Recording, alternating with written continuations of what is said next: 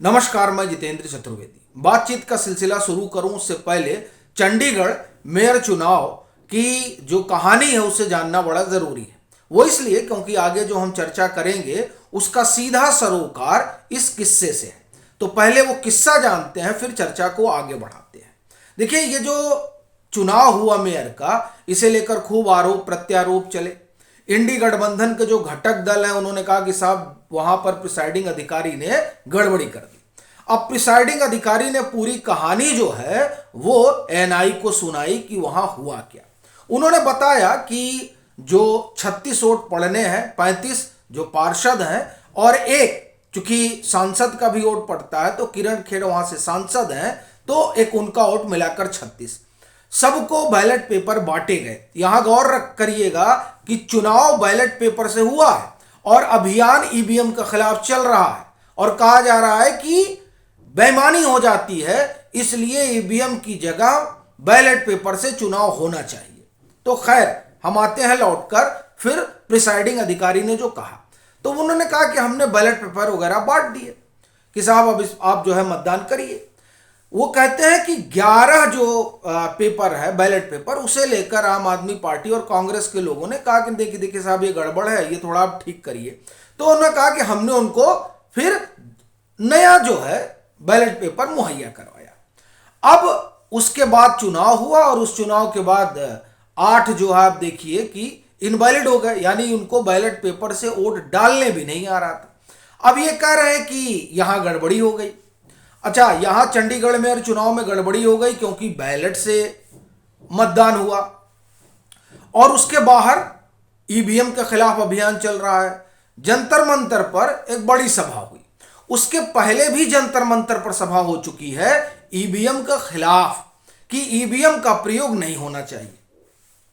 इस बाबत जो उदयपुर चिंतन शिविर रहा कांग्रेस का 2022, वहां पर उन लोगों ने बकायदे जो तय किया कांग्रेस ने, उसमें कई चीजें उनके प्रस्ताव में आई। उसमें एक ये भी था कि ईवीएम को बैन कर देना चाहिए और अब ईवीएम को बैन कर देना चाहिए।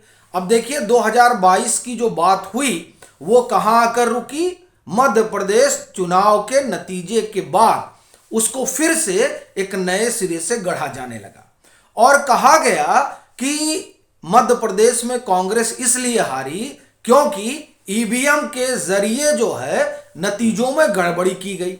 और ये नरेशन कौन गढ़ा? कांग्रेस गढ़ रही है। कांग्रेस के कौन नेता गढ़ रहे हैं? कमलनाथ गढ़ रहे हैं।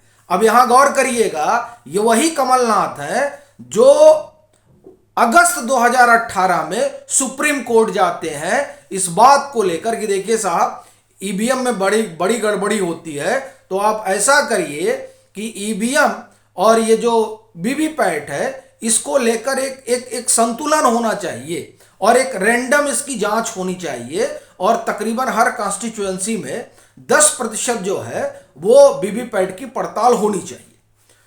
खैर, उस समय सुप्रीम कोर्ट ने 10% तो नहीं 2% पे हामी भरी थी, यानी वो ऑर्डर था 2% का। हाँ, आम आदमी पार्टी चाहती थी कि 20% जो है वो वीवीपैट का रैंडम, आप एक तरह से कहें कि वेरिफिकेशन हो, लेकिन बात 2% पर आकर रुकी। कहना यह है कि 2018 में भी ईवीएम को निशाने पर लिया गया था और लेने वाले कमलनाथ यानी कांग्रेस थी। क्यों थी? क्योंकि 2014 की प्रचंड हार के बाद कांग्रेस को एक बात समझ में आ गई थी कि अब अगर कुछ करना है और किसी तरीके से 2019 में अपने लिए माहौल बनाना है तो कोई ना कोई बितंडा रचना पड़ेगा। तब बितंडा राफेल का रचा गया, लेकिन वो उससे बात नहीं बन पा रही थी। तो ये हुआ कि साहब ईवीएम को ही उछाला जाए। इन्होंने ईवीएम को उछाला, लेकिन सुप्रीम कोर्ट में औंधे मुंह गिर पड़े। चूंकि वहां पर तब चुनाव आयोग ने कहा कि ये तो स्थिति वही हुई कि हम दोबारा जो है पीछे लौट कर चले जाए और उस बैलेट पर आ जाए जिस बैलेट के जरिए चुनाव की जो पारदर्शिता थी, जो निष्पक्षता थी, वो कटघरे में खड़ी हो जाएगी। क्योंकि यही जब बैलेट से चुनाव होता था तो यही कहा जाता था कि साहब पूरा उठा ले गए बक्सा ही और बदल दिए, अभी तो कुछ हो नहीं सकता है। तो आप बैलेट पे क्यों जाना चाहते हैं? ये सबसे उम्दा तकनीकी है। और आप मजेदार बात देखिए कि 2004 और 2009 कांग्रेस ने कोई विरोध नहीं किया ईवीएम का। हाँ, अलबत्ता भाजपा की तरफ से तब विरोध किया जा रहा था। एल के अडवाणी ने बकायदे आप ये कहें कि ईवीएम को लेकर 2009 में मोर्चा खोल दिया था, किताब भी आई थी जीएल नरसिम्हन की। लेकिन अपना कहना यह है कि जिस ईवीएम को लेकर कांग्रेस ये कहती रही कि नहीं साहब कोई गड़बड़ी नहीं हो सकती है, आज उस कांग्रेस को, उसके इकोसिस्टम को इस ईवीएम में गड़बड़ी दिखाई दे रही है। तेलंगाना में चुनाव जीते तब ईवीएम सही, हिमाचल में चुनाव जीते ईवीएम सही, यानी जब आप चुनाव जीते तो ईवीएम सही।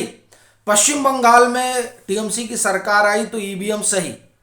लेकिन अगर भाजपा जीत जा रही है मध्य प्रदेश में प्रचंड बहुमत से तो ईवीएम गड़बड़ हो गई। और अगर आप तेलंगाना में प्रचंड बहुमत से जीतते हैं, आप तेलंगाना के पड़ोसी राज्य कर्नाटक में प्रचंड बहुमत से जीतते हैं, तब ईवीएम ठीक रहती है। दरअसल ये जो आप ये कहें कि प्रोपेगेंडा है, वो प्रोपेगेंडा अब खुलकर सामने आने लगा है कि किस तरह से ईवीएम पर दरअसल सवाल इसलिए उठाया जा रहा है क्योंकि 2024 में किस मुद्दे पर चुनाव लड़ा जाएगा। अडानी का मुद्दा ये लोग उठाए थे, वो मुद्दा काम नहीं आया, सुप्रीम कोर्ट में उसकी हवा निकल गई। अभी देखिए सुप्रीम कोर्ट में ही इस मामले को लेकर ये दिल्ली प्रदेश कांग्रेस गई थी।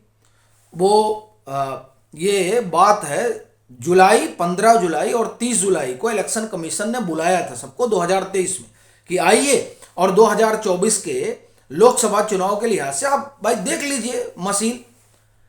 तो इन लोगों का तो आप एक तरह से कहें कि मुंह बन गया। जब मुंह बन गया तो जब कुछ हुआ ही नहीं तो ये लोग दिल्ली हाई कोर्ट गए। दिल्ली हाई कोर्ट ने इनकी याचिका खारिज कर दी, का इस पर कोई सुनवाई नहीं होगी। सुप्रीम कोर्ट गए, सुप्रीम कोर्ट ने कहा कोई मतलब नहीं, जब आपको बुलाया गया था तो आप क्यों नहीं गए थे भाई। अब आप देखिए बड़ी चीज इसमें कि ये तमाम चीजें हुई हैं और अभी दिसंबर में 21-22 दिसंबर को हमको लग रहा है कि इंडी ब्लॉक के सभी लोग पहुंच गए सुप्रीम कोर्ट और ने कहा कि देखिए ईवीएम और जो है वीवीपैट वो 100% करिए। यानी हर कॉन्स्टिट्यूएंसी में पहले ईवीएम से गिनती हो, फिर जब आप बटन दबा रहे हैं तो पर्ची निकलती है, तो पर्ची की भी काउंटिंग हो और ये 100% हो। अब आप देखिए कि क्या स्थिति है इन लोगों की। अब ये स्थिति क्यों है? क्योंकि साहब चुनाव हार रहे हैं।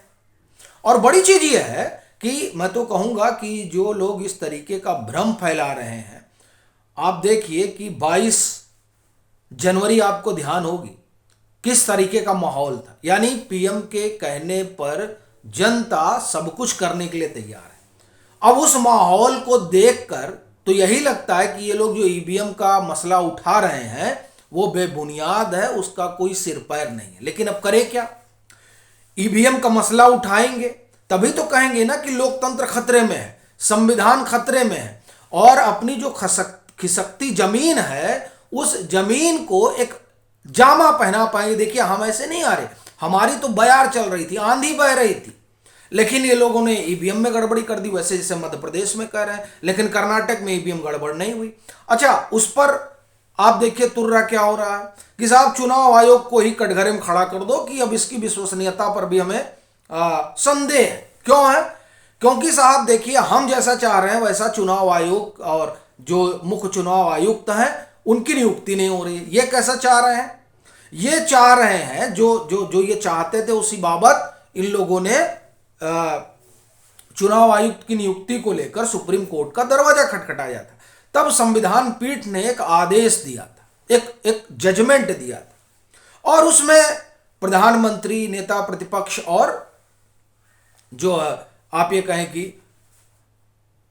भारत के मुख्य न्यायाधीश, यानी जिस तरीके से सीबीआई के डायरेक्टर की नियुक्ति होती है उसी प्रोसेस से चुनाव आयुक्त की नियुक्ति होगी। ये फैसला सुप्रीम कोर्ट ने दिया था, लेकिन सुप्रीम कोर्ट ने साथ में यह भी कहा था कि साहब देखिए ये तभी तक के लिए जब तक सरकार कोई निर्णय नहीं लेती है।